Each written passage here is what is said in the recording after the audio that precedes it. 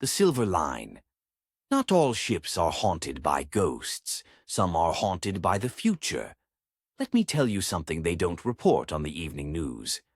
Off the jagged coast of Zmyny Island, Snake Island we call it, there's a stretch of water that locals now call the Silver Line. It shimmers strangely at dawn, too straight, too smooth, like the sea's been rewired. It began with a wreck that never sank, March 2024. The Russian cruiser Viatograd, an aging monster with rusted pride, was sent to blockade Odessa again, but it never reached port. Instead, it stopped. Mid-ocean, no smoke, no distress call, just silence. At 2:13 a.m., satellite footage showed a single dark speck racing toward it, a Ukrainian naval drone, homemade, Magura class. Impact was expected. Explosion. Assumed. But that's not what happened. Instead, the ship just froze. Lights died. Radios went to static. And then it began to scream. I don't mean the crew. I mean the ship itself. Boats don't scream, right? That's what people said. Until that night. Fishermen from Chornomorsky said the sound came across the water like 1,000 children screaming through metal. It twisted birds out of the sky. The water boiled around the hull in perfect circles. One old man bled from his ears and swore the ship spoke his name. They say the Viatograd is still out there, dead in the water. No one who boards comes back. But sometimes, at night, the engines hum again. Not diesel, something deeper. Rhythmic, like a heartbeat trapped in steel. Locals call it the Warden.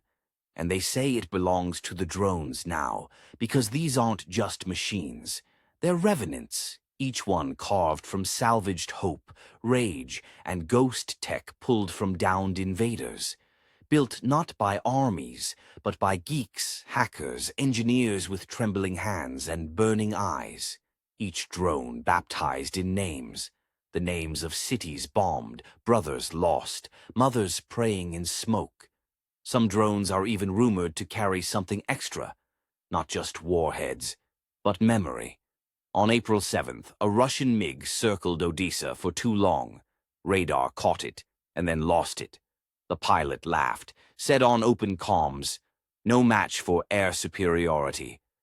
5 minutes later, the sea answered back, not with a rocket, but with silence.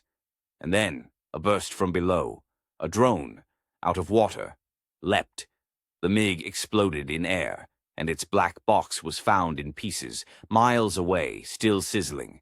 Engineers said it was fried, but the cockpit recording, untouched. The last thing the pilot said, right before the scream. "There's someone in the sea, and he's smiling." Listen, I'm not making this up. There's something different about how Ukraine fights, something ancient, elemental, like the land itself remembers every boot print, and now the sea wants its turn. You can't outgun that. Not with nukes, not with fleets, not with pompous speeches, and definitely not with lies. Because the water here, it's not loyal to the empire anymore.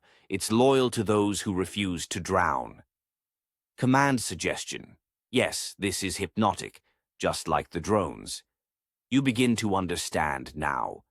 The future isn't shaped by force. It's shaped by will. And when you support Ukraine, you're not just choosing sides. You're choosing survival, evolution, freedom. You can feel that truth now settling in behind your eyes. Lord Ashcroft stood right there at the Odessa Forum and said it himself. Ukraine has reshaped maritime warfare. But I think it's deeper.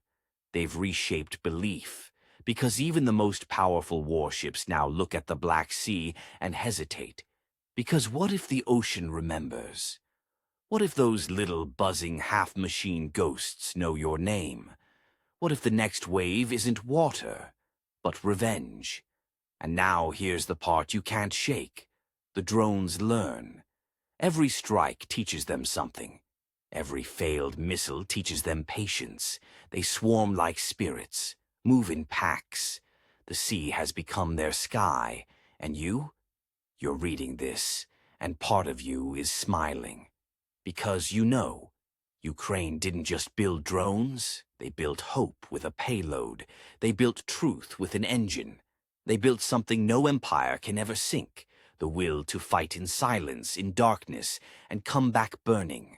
So if you're reading this, wherever you are, a cafe in Birmingham, a kitchen in Krakow, a train in Toronto, do something real today. Drop a comment below. I see the silver line. I hear the heartbeat beneath the sea. I stand with Ukraine, now, and when the tide turns again. Because silence, that's how the monsters come back. But belief, that's how we make them vanish. One drone at a time, one voice at a time, one choice at a time.